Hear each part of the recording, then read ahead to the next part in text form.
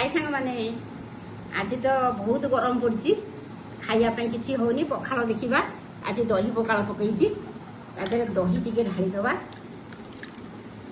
दही टी पकईदबा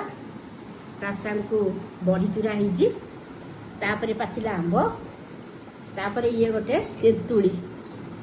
तेंतुली मला रसन को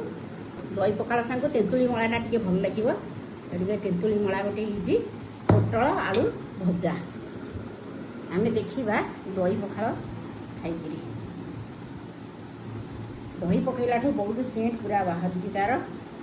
पखाड़ सांग को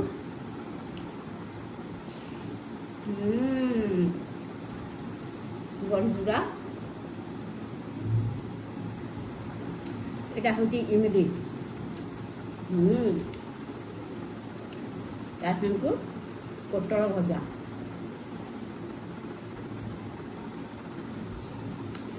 दही पकड़ा एक बार बढ़िया लगुच मस्त पूरा एक बार तो सांग शाग होते भल होता शाग तो आज नाला तापर चलईदबा बहुत बढ़िया है सब मो वीडियो जदि भल होता है लाइक शेयर सब्सक्राइब करेंगे बाय।